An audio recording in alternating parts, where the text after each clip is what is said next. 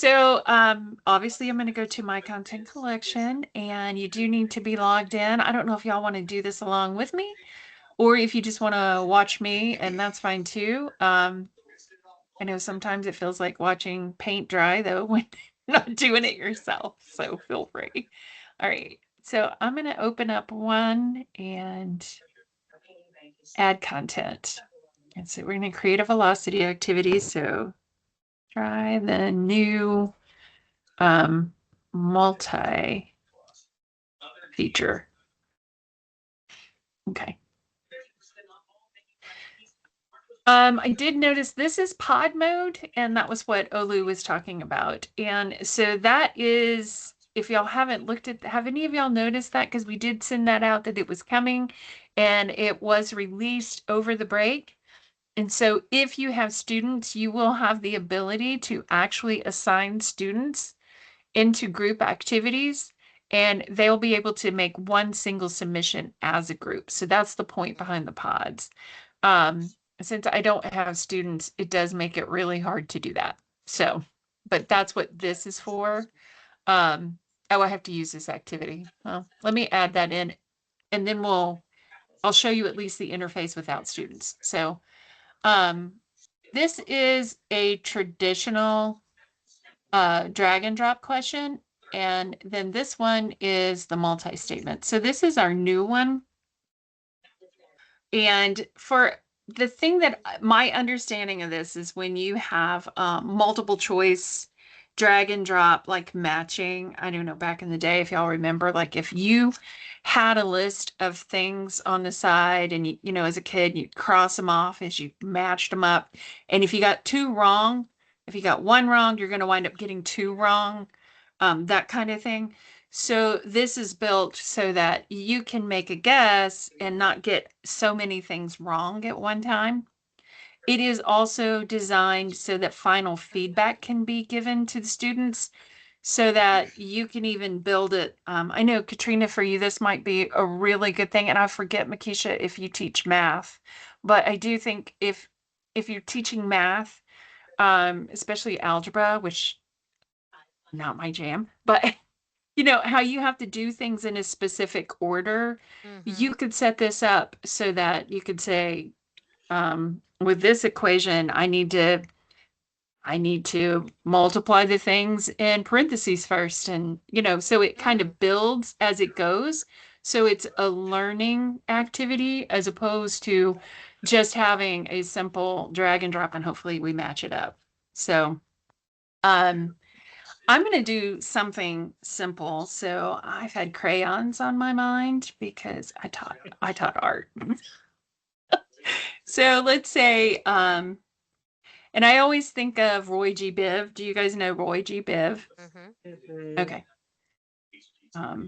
So I would say, so let's do match the crayons, put the crayon names in rainbow or spectrum order. So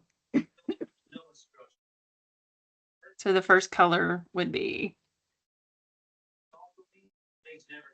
and then notice over here, every time I hit add a statement, I get to add a choice. So if I want to do, and I actually did play just a little bit with this. So if I put, I can make it just true false, which would be good for building those math blocks. So I could say first color is red. And the answer, of course, would be true. And then second color is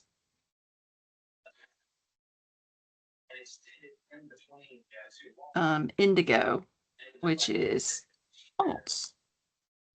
And then you'll notice here it does give you a way to put feedback if they get something incorrect.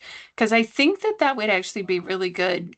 Like I was thinking about how you do the layers of maybe an algebraic equation. Makisha, what do you teach?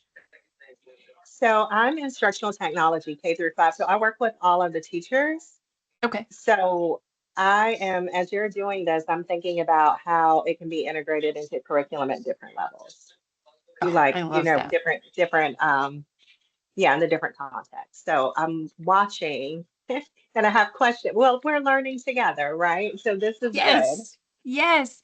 And Yeah. they were like, Isty's like, we want you to feel vulnerable. And I want you to know I feel very vulnerable right now. So, um, but you can add a choice here. So I could change this and I could put yellow here. And I could change that to just first color. So that would be good. I put second color. It's orange. Oh, that would go over here. I can do it that way as well too. Does that make sense? So they don't have to be true and false statements. They can actually have multiple, like you can have multiple choices here for each one. So I'll just do the first three. Well, yellow's incorrect anyway. I don't know what I was thinking. Y'all were sweet. You didn't call me out.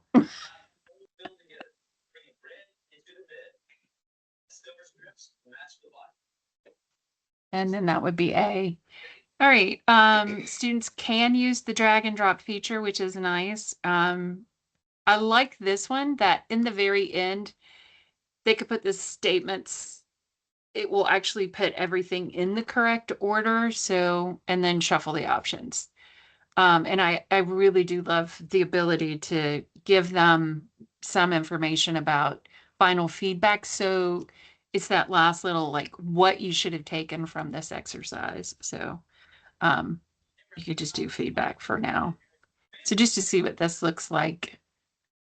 And the other thing that to me, that makes sense is to see traditional multiple choice. So, I mean, because the other thing is if I were like, what's the ROI in the spectrum?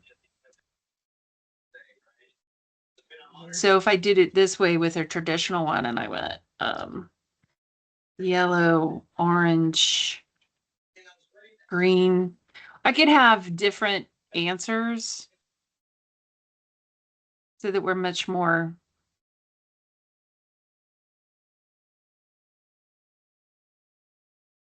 Y'all, I can't spell.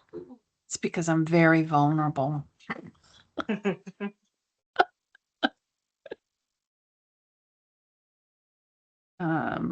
Blue, yellow. Okay, so all right. So, and let's move this up one and let's look and see what this looks like. Um, so this would be traditional. It does allow me to do the I'm not sure, but what it does here, like if I get that wrong, like I had one thing, this is much more learning, I think, anyway. So, all right. So that's traditional. And then this is the drag and drop. And it's going to give me the choices here.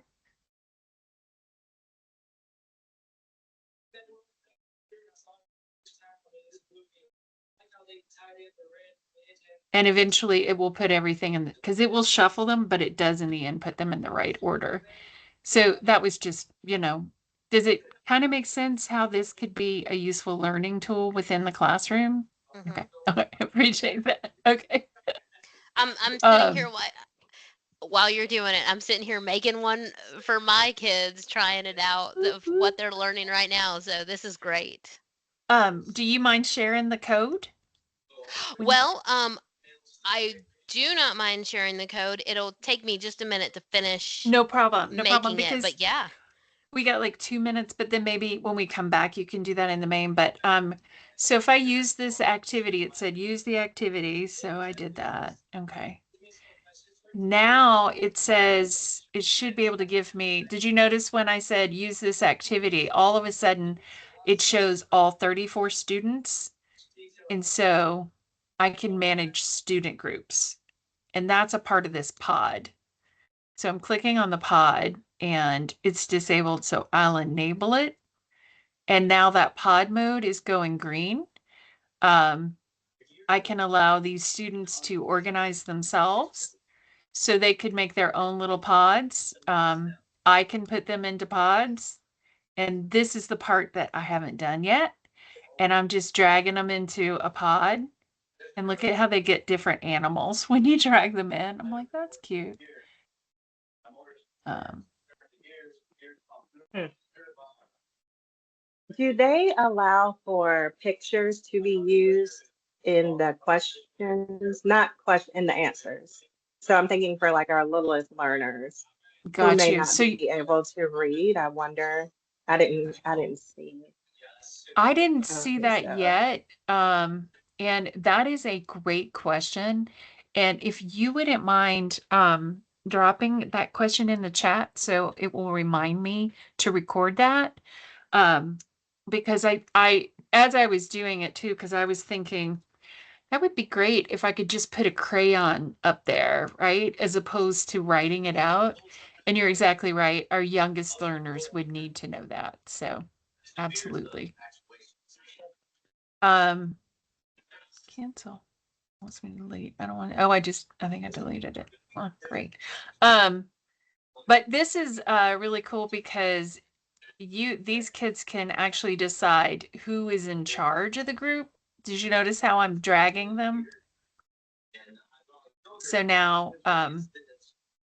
Minnie Mouse, I think I can put learn everything. Nope, maybe I'm wrong. I thought that's how that worked. Um, but I think that this is a really nice way to be able to organize that. Oh, I think we're getting called back. 2-minute warning. Okay, I'll meet y'all back.